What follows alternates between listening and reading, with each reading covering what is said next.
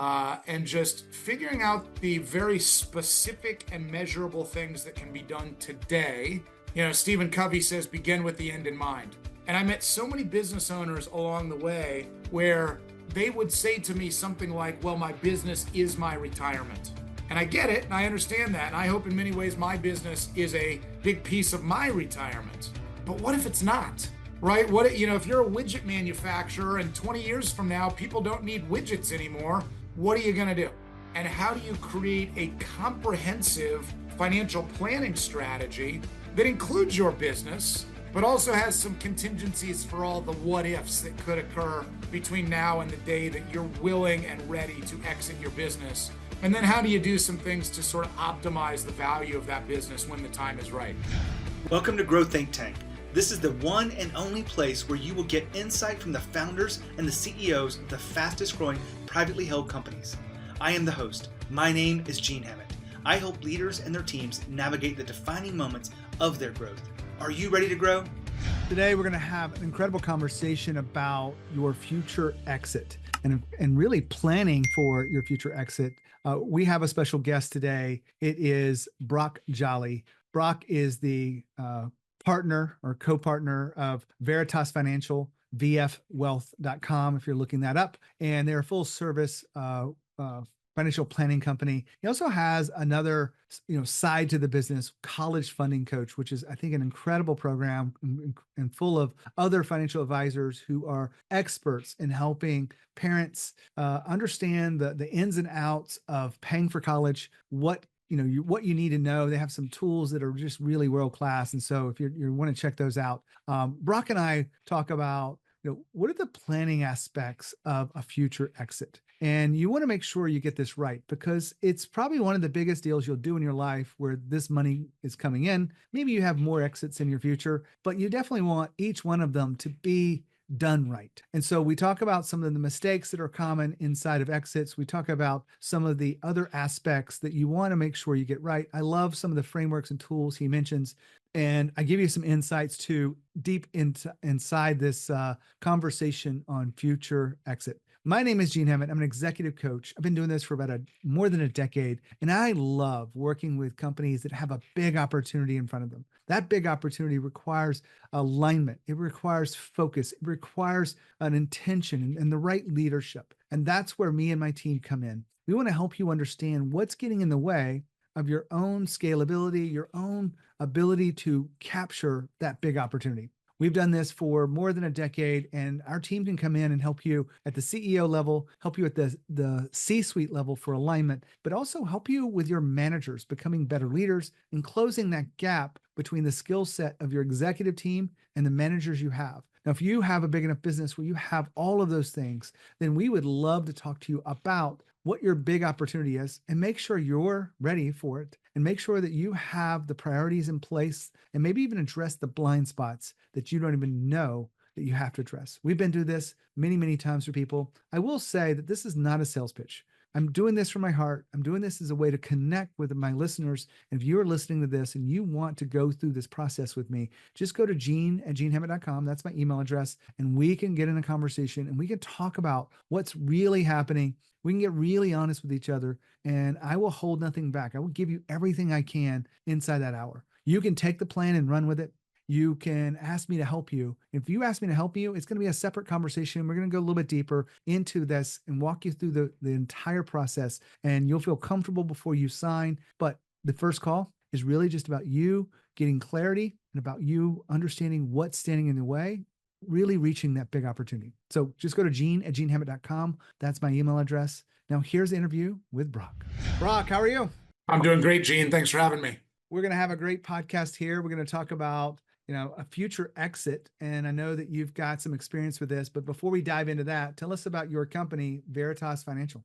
Yeah, sure. So I'm one of the founders of Veritas Financial. We're a full service financial planning firm based in the Washington, D.C. area. But, in many ways, thanks to technology and perhaps a global pandemic, we work with clients all over the country and, in fact, in some cases, all over the world. To your point, big focal concentration of ours is working with business owners, entrepreneurs, executives on how to set themselves up today for a future exit. And I know you have, it's not a sideline because it's a very big, serious business with the college funding coach, which I have been to the presentation and kind of came in from a side door.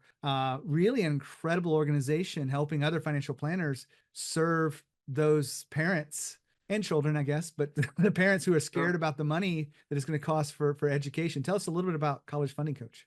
Yeah, so as you can imagine, as college continues to get more and more expensive, parents, whether you own a business or not, are concerned about how they're going to save and plan and pay for their children's college education and still retire one day. I was, at the time and in the lifestyle that they want. And so I noticed early on in my career that there was a big concern and even anxiety around this topic. And I knew that I could solve it. And I actually found out first that most of the advisors and mentors with whom I work, they didn't have answers either. And so I researched it. Long story short, 20 years ago, started this organization. And now we've built a nationwide company that focuses on all the things I mentioned: saving, planning, paying for college, helping parents to navigate this maze, and maybe keep a little bit more of the money that they've worked so hard to accumulate and not send it off to a college or university to build buildings and endow professorships with. Well, I know one other interesting fact, at least to me, is we met about 10 years ago at an event we were both speaking at. And I encouraged you to have a podcast and you didn't do it, but I continued to run mine. I'm still running it today. So thanks for being here. And then this is kind of a full circle moment that we've got here, so we reconnected when I published the book, How to Have Tough Conversations. And you're like, this would be great for our group of college funding coaches to talk about the tough conversations with their clients. So thanks for having me give a speech to your team.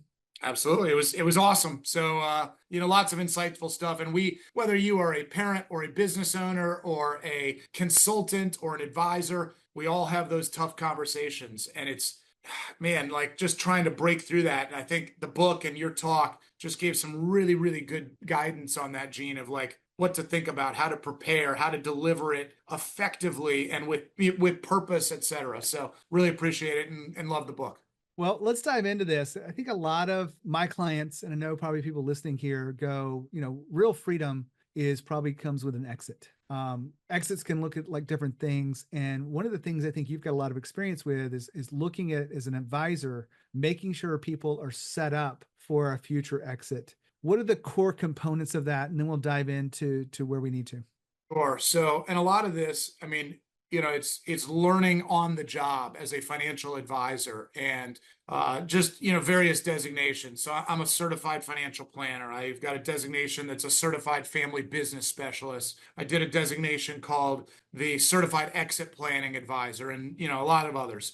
The point is that training coupled with real world experience in working with small business owners, family businesses, et cetera, is understanding some of the challenges, and there is absolutely an art and a science to it, right? Some of it's math, some of it is emotion, and just figuring out the very specific and measurable things that can be done today. Stephen Covey says, begin with the end in mind. And I met so many business owners along the way where they would say to me something like, well, my business is my retirement. And I get it, and I understand that. And I hope in many ways my business is a big piece of my retirement. But what if it's not, right? What, if you're a widget manufacturer and 20 years from now, people don't need widgets anymore, what are you going to do? And how do you create a comprehensive financial planning strategy that includes your business, but also has some contingencies for all the what ifs that could occur between now and the day that you're willing and ready to exit your business? And then how do you do some things to sort of optimize the value of that business when the time is right? Let's walk through some of the mistakes that you see happen, because I know that there's a lot of things where people have other advisors and they don't even realize some of the mistakes that are out there. What are the top 2 or 3? When you asked that, I used to give this presentation, and it was called Business Killers. And it was something like, the subtitle was the 10 mistakes that business owners make to screw up their businesses, right? I would tell you, number one is just that belief, what I said of that my business is my retirement. right? My response is this: successful business owners, sort of like successful gamblers, always take some of their chips off the table, right? So taking time to put money aside on a regular and consistent basis. So the idea there is, look, I hope you can sell your business for lots and lots of money one day down the line. But how do we systematically and purposefully put money aside so that if you can't, you're okay and you've got a parachute that's going to open when you're ready to launch it. Number two is just having the vision of how to exit the business and using that as sort of your guiding light or compass throughout the process, figuring out what it may look like of how to exit the business strategically and effectively. You know, one of the problems is often people say, well, I'm going to sell to some competitor or someone will come in and buy my business. And while that's a perfectly fine option, why not have internal options as well? What if you had a junior partner or a couple people on the team who would be potentially natural successors in your business? So just talking that through. And then I would say for a third one, just not paying attention to the details. And what I mean by that is a lot of business owners are really, really good at the big picture. They know their craft exceptionally well. And let's just keep with the widget manufacturing theme. They're really good at manufacturing widgets, but they're not paying close attention to maybe the tax or the legal or the financial concerns that can absolutely erode the value of a business when it is time ultimately to sell. We've been talking about your future exit. One of the things that you want to get right is to create a business that doesn't require you to be there day to day. Now, you can be a part of the business. You can be, on the outside fringes. You can even be there every day. But if it requires you to make the decisions and all of the things run through you, you're still approving work, you're still hiring people, you're still doing the sales, you're still doing X, Y, and Z, it's going to limit what you can get out of the exit. It will also require you to work a longer earnout. And so if you want to have what's considered a strong company, strong leadership and strong culture, you're going to make sure you build up all the leaders around you. You do this in a way that if you took a vacation for 4 weeks and you have no phone access, that things would not just be okay, but they would run like they're supposed to run. You would come back to a business that's stronger and hopefully even growing a little bit more because of you leaving. Now, if you do this well, you will have the maximum that you could get inside of a exit. Your multiples will be better. Your ability to have a shorter earnout will be better. So build a business that you don't have to be there for. And guess what? The side benefit, the benefit, if you will, the icing on the cake is you will have a business that you love running because you don't have to be there. Back to Brock. I want to go back to the certification on exit. Certified Exit Planning Advisor. Certified Exit Planning Advisor. So I Yeah. know that you get these certifications so that you have tools to use and a good understanding of the process. What is one thing you learned in there that was a surprise to you after being a successful business owner? Oh man, it's a great question. And selfishly, when I did that designation program, and some of these, it's the average consumer, the average business owner even has no idea of that designation. Right. And I've done it, as much as anything, it's for my own education. I guess it probably looks good. The alphabet soup after one's name is, I guess gives some level of credibility. But I'll tell you what, just diving into the art of it as opposed to the science, right? The science is understanding EBITDA, understanding different ownership structures and how to exit from those. But it was the art. It was the emotions of exiting a business. It was understanding the thought process. Because so many business owners, it's like, an offer may come along that's a really, really good offer, but they're not ready to quit working. Or the opposite, which is, they get, maybe a family member's involved. And so they're going to sell the business at a significant discount to market value. All that stuff, I just found the psychology behind an exit, a successful exit, was fascinating. Well, Brock, we're talking about a future exit. And one of the things I like to do with my clients, and I want to get your perspective on this too, is like, okay, if you were going to do this in 5 years, what are the things you need to get right? And I know there's a lot of things. So let's go by some kind of priority list of what you need to get right if you're 5 years plus away from an exit. Well, I'll tell you, some of the things may be obvious, right? Like you got to get the books right. You got to figure out what are the things that as a business owner, and some businesses are different than others, but what are the things that maybe are on the ledger or that, maybe you're deducting right now that, just getting the books straight is a really important one. But really, I would tell you there's three things that I use as my starting point with business owners as we talk about this conversation of how do you set yourself up for an exit, whether it's 5 years from now or 25 years from now. Those three things are people, systems, and processes. Because the one thing that if you or I am a business owner that we sort of can't control is what are our earnings or our EBITDA, right? We sell however many widgets we sell. And the value of that or the margins on that are what they are. Now, we can have a whole different podcast and a whole different conversations around how you increase the earnings, but why a particular business in a particular industry or sector is going to sell for a lot higher multiple is people, systems, and processes, right? What differentiates business A from business B is the people, the systems that they've established, and the processes that they follow that allow that business to rise above their peers. And it exists in my business, in your business, and every widget manufacturer out there's business.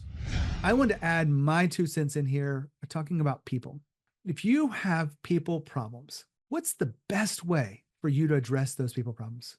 I know it's not ignoring it. I know it's not hoping it will get better. The best way to address people problems is through a tough conversation. I've said this for years. And I actually published the book on this, wrote the book on how to have tough conversations with Amanda, my wife. And we feel like this book will help you be a better leader, help you communicate better, help you be seen as someone who is giving constructive feedback the right way and will help people grow around you. Now, if you are trying to build this future exit, you want to make sure you have the right people. You want to make sure those people are also having the tough conversations and building up the people around them. So if you are curious about the book, check it out. If you need support with workshops or anything as it relates to your culture and the people problems you have, reach out to me, gene@genehammett.com. Love to talk to you about your business.